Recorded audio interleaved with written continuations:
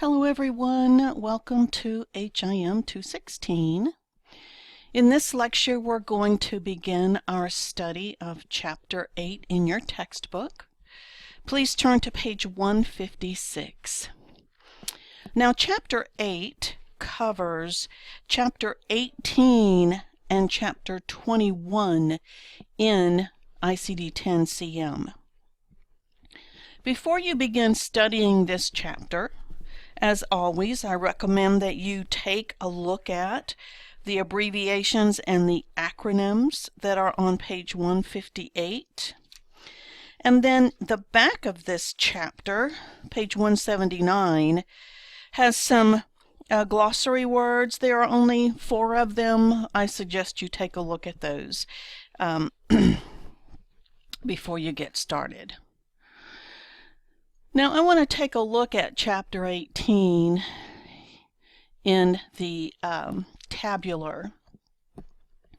And you have some instructional notes here related to Chapter 18, and we've looked at these before.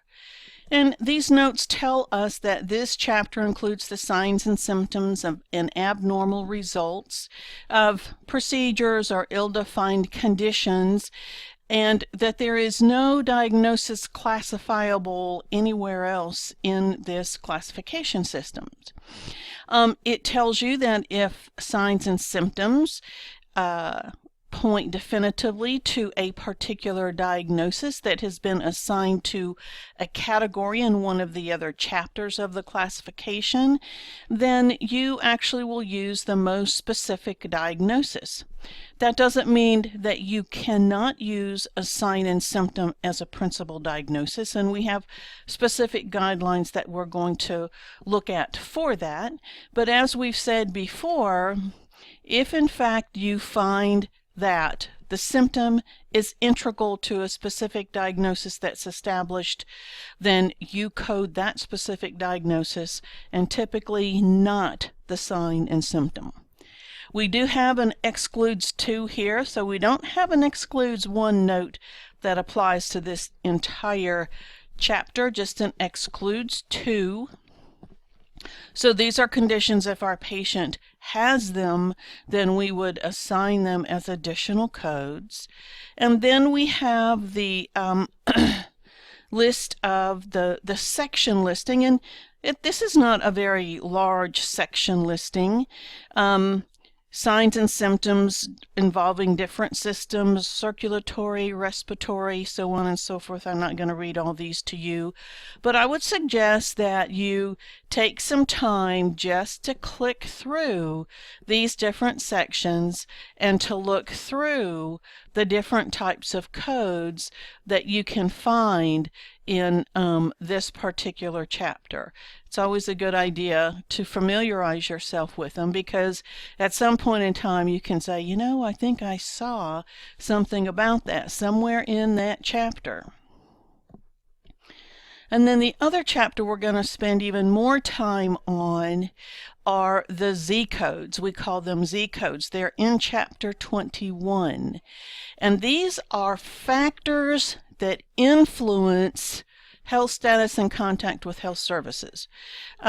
They can be reasons for encounters. There are Z codes that can be a principal diagnosis, that can only be a principal diagnosis. There are also Z codes that can never be a principal diagnosis. These are for maybe when a person may or may not be sick. They come in for a specific purpose. Maybe they're receiving just a general physical examination. Maybe they're just coming in to donate an organ or tissue or to receive a vaccination. Many of these codes we do use in the inpatient setting, but many more of these are used in the outpatient setting. And then you can see the section list here, and we'll go over some of these in more detail. Some of them we're not going to go over. You need to go over and look at them. For instance, these are fairly new codes. We can actually code a patient's blood type, but how often do we ever code blood type? Really not very often. One of the areas that we do code is BMI, body mass index. And particularly if a patient is coming in for a procedure that is related to weight reduction, like a gastric bypass, many times the physician documents that BMI. And the reason they do is that there are specific criteria, and insurance companies approve those procedures based on the patient's weight, their BMI, and other risk factors, and so we can code that BMI.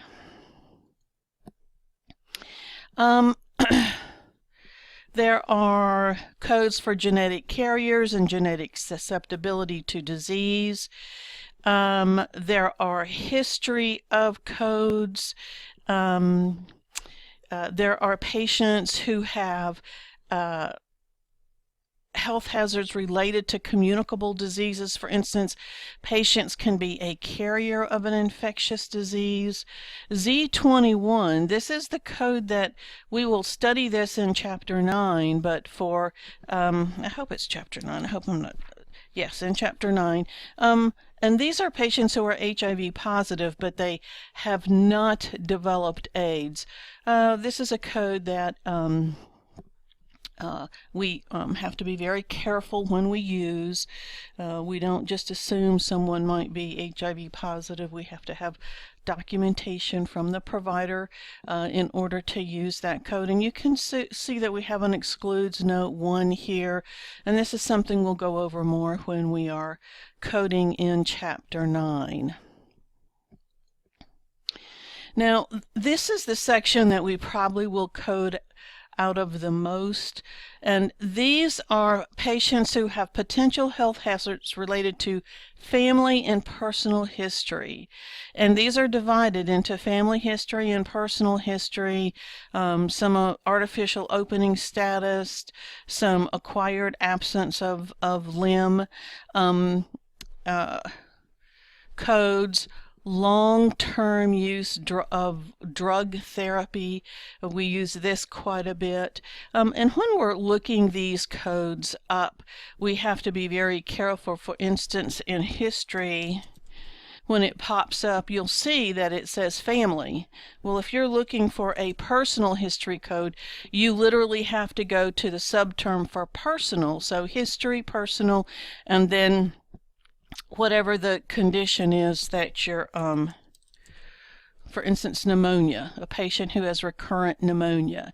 And this is not a patient who had pneumonia 10 years ago and now they have it again. This is typically in patients who are immunosuppressed, like maybe HIV patients or patients that have AIDS and they continue to get pneumonia because their immune system is suppressed.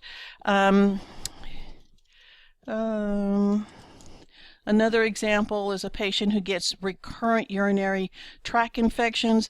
They don't have a tract infection now, a UTI now, they're not on antibiotics, but they have a history of having UTIs in the past, and so there is a code for that. If they have had MRSA in the past, the Z86.14. If they're a carrier, it's actually a different code. If they're positive for MRSA but they don't have a current infection, that's a different code. You can see that we have patients who have histories of cancer. That is history, personal,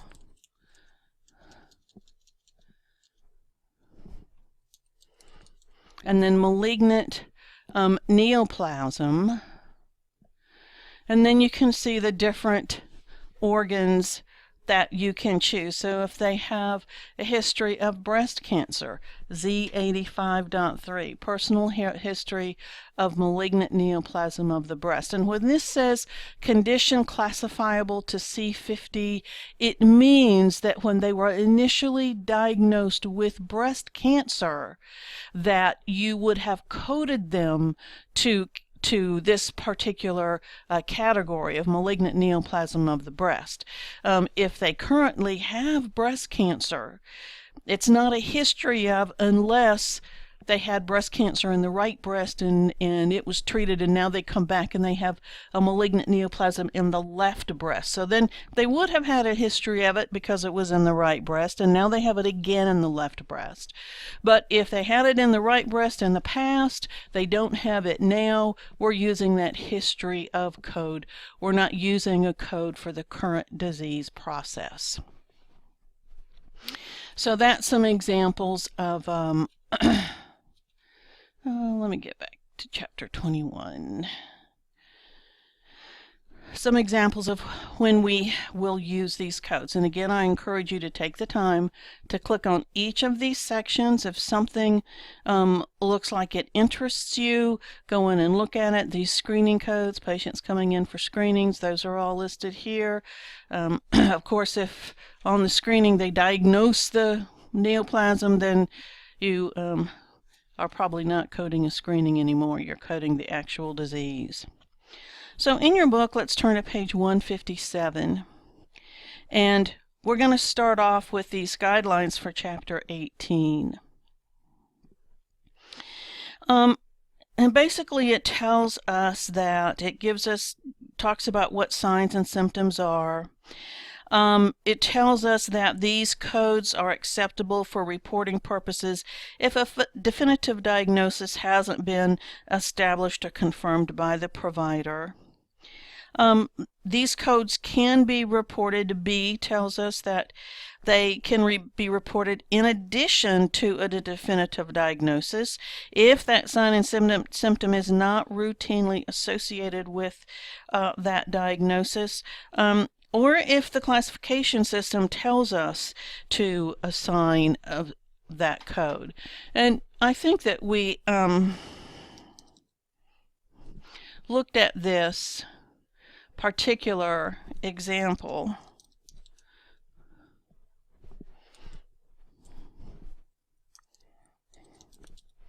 when we're looking at benign prostatic hypertrophy. And when we're coding benign prostatic hypertrophy, if the patient has lower urinary tract symptoms, the classification system tells us to use an additional code for the symptoms. And see, these are all symptom codes. They all start with an R. When we're coding in chapter 18, those codes all start with an R. And so these are all symptoms of benign prostatic hypertrophy, but the classification system wants us to be very specific about what lower urinary tract symptom the patient has. And so we'll add those codes if these are documented. Sometimes they are, sometimes they're not. The first example, well, not the fever of unknown origin, is the first example in this book, in your book on page 157. And if we look up fever in the index, you'll see that of unknown origin is a non-essential modifier, and we go to this category. We have an excludes note 1 here. So we would want to review that carefully. If we had fever of unknown origin in a newborn or during labor, or if the patient was having convulsions, we would not be coding in this particular category. But you know, sometimes babies come to ER because they have a fever and they never really figure out why they have a fever. They just have it. So if it's not a newborn, if it's a child, then we would be here at R50.9, just fever and OS. And in the next example, hematuria due to a calculus of the kidney. Well, that is a kidney stone. And if we look up calculus kidney, we'll see this code N20.0. And hematuria is common with a kidney stone. Sometimes the only way patients know they have a kidney stone is they start having blood in their urine. Usually, though, they're having pretty significant pain along with it. But this is the code for that. Let's look up hematuria, and it tells us that this excludes note 1, hematuria included with underlying condition. And so acute cystitis with hematuria, it just so happens that there is a code for acute cystitis with hematuria. If we look at hematuria, I don't see like a with cystitis listed here. But if I go to cystitis,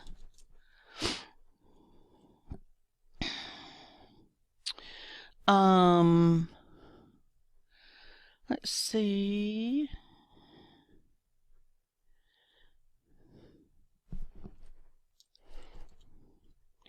I don't see hematuria listed here either.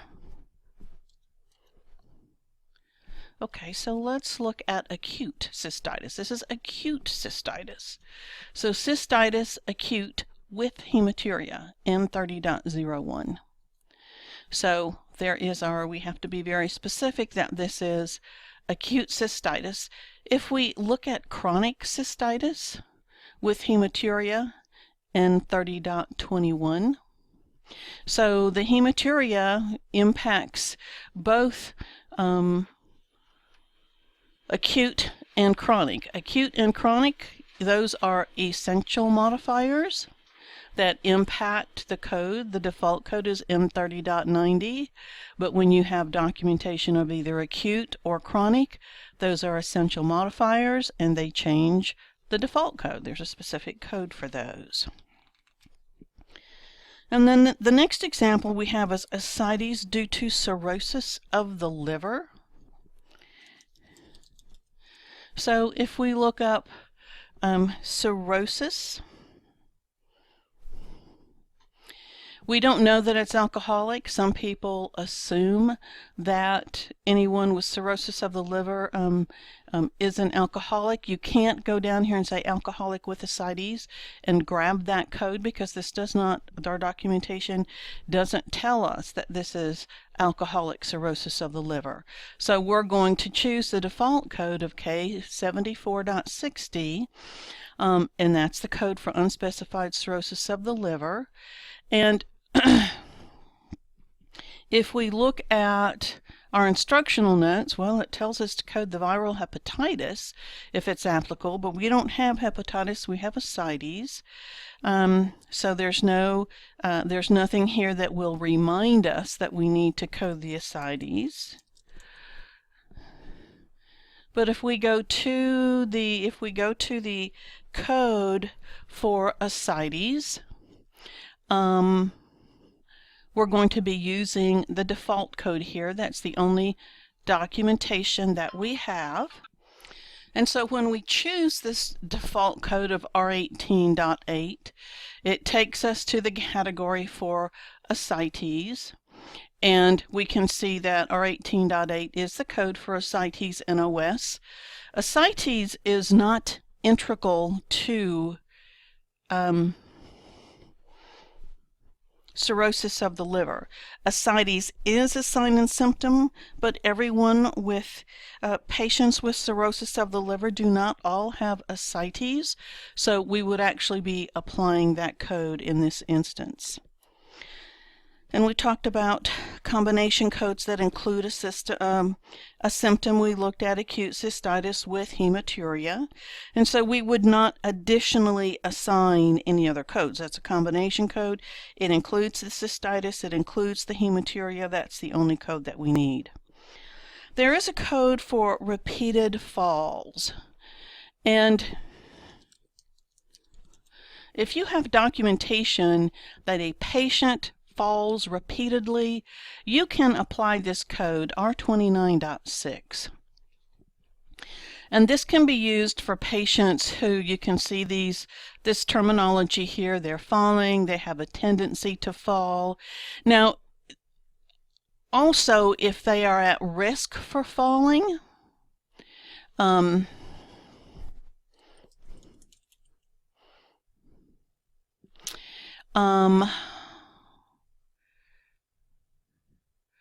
let's see. The code for at risk for falling is Z9181. If they have a history of falling, Z9181. So if I go to history, personal falling, I will find that code Z9181. But anyway, these are the codes. That's how you find these codes. And the guidelines basically tell you that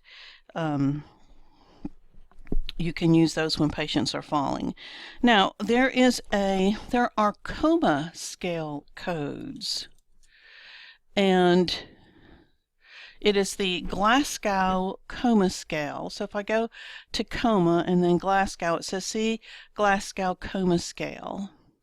And then it takes us to this particular category that is included, somnolent, stupor, and coma. So these codes are included in this particular category with specific codes for the Glasgow Coma Scale or Coma Scale. And these obviously are used typically for patients. Usually it's they've experienced trauma. Now, the guidelines tell us that we can only use the codes in R40.21 through R40.23 when you use these only when the individual scores are documented.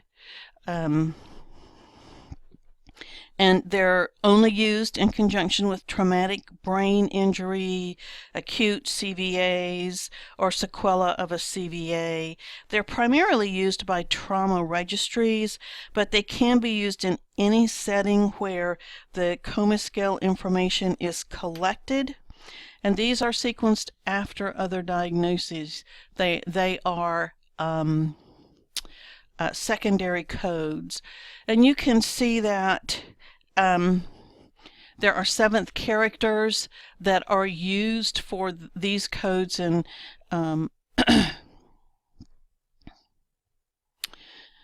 category R40.23.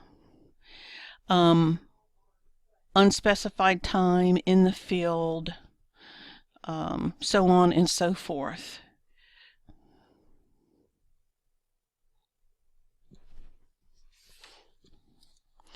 Then on page 158, basically it goes on to tell us that we need that 7th character, and that 7th character should be used for all 3 of the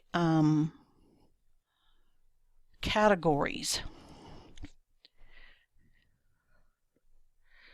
So, I mean, all the codes, all 3 codes that you apply for this coma scale should have the same 7th character.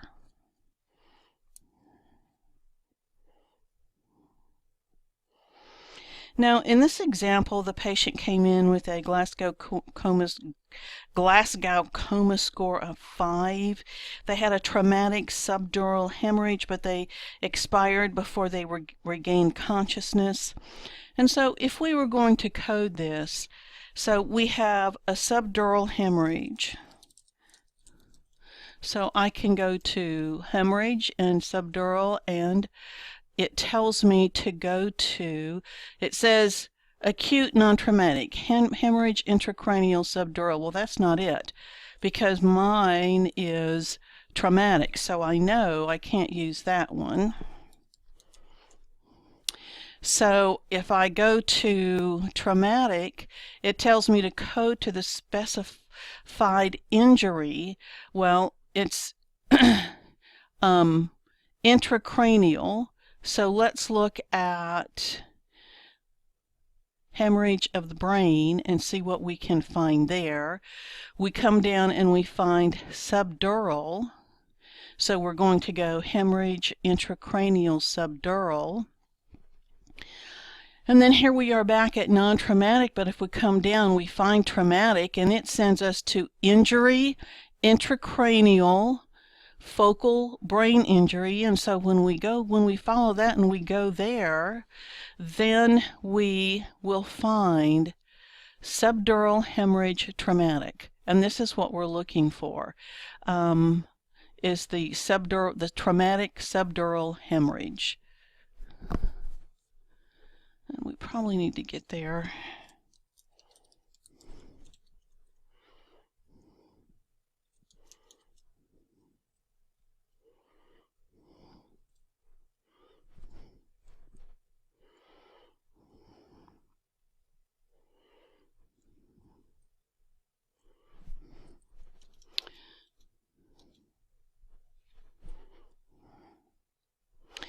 Now if we choose cerebellar, it will take us to hemorrhage brain, and then we can see subdural. And then it says subdural non-traumatic, so we're going to come down to traumatic, subdural traumatic. And that takes us to injury intracranial subdural hemorrhage. And that's the code that we are looking for. Then in this particular category, when we're looking at the 7th character, try to get up here. The 7th character is basically whether or not it was an initial encounter, a subsequent encounter, or a sequela. It was an initial encounter for our patient. And so when we come back down and we finally find our code again, oh, that's not it.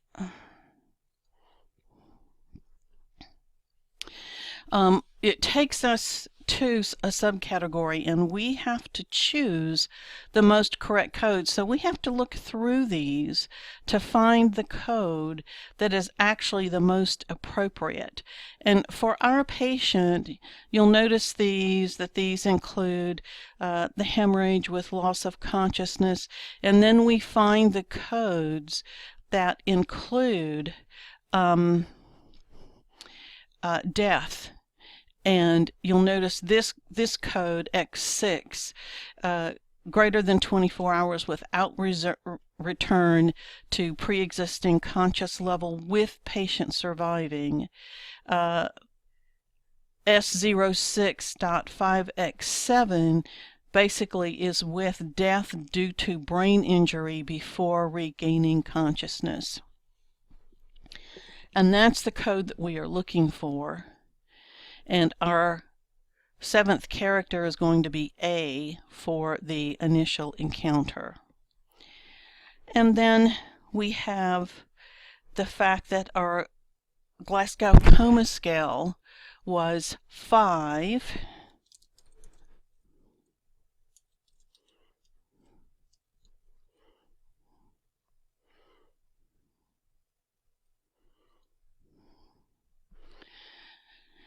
And if the score is 3 to 8, then we're going to assign the code R40.243. And then we have a code that is an X code, and that's actually an external cause code. We actually have to click on the external cause tab. And then this code is the code for an accident and NOS. And the code for this is the initial encounter, so X58.XXXA, and we'll spend much more time on external cause codes next semester. We have two more guidelines I want to go over, and then that will conclude this lecture. Functional quadriplegia. Functional quadriplegia is not the same as neurological quadriplegia. Functional quadriplegia means the patient has extreme debility, and that's why they cannot use their extremities. Neurological means that they've had injury to their brain. So for instance, if they've had a spinal cord injury that resulted in quadriplegia, or they had a stroke that has resulted in quadriplegia.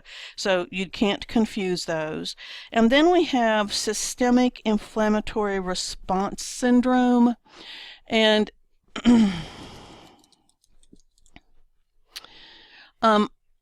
to get to this code, we put in syndrome and then systemic.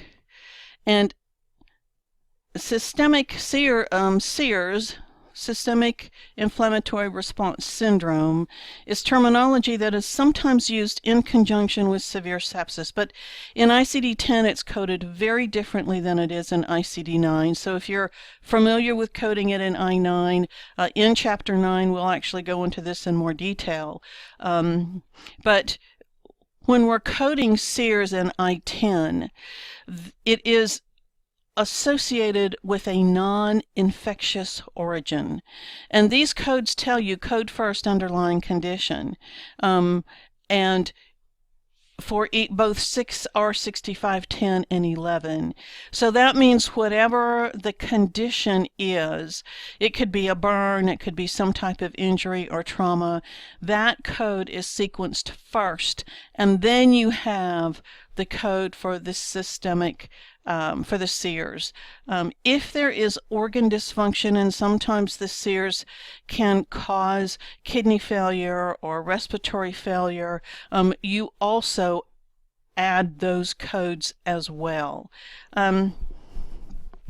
If a patient has SIRS that's associated with an infection, we call that severe sepsis, and that is also sequenced after the actual infection, and it tells us here code first underlying infection and gives us examples, and then we also have to add any organ failure that is associated with that severe sepsis.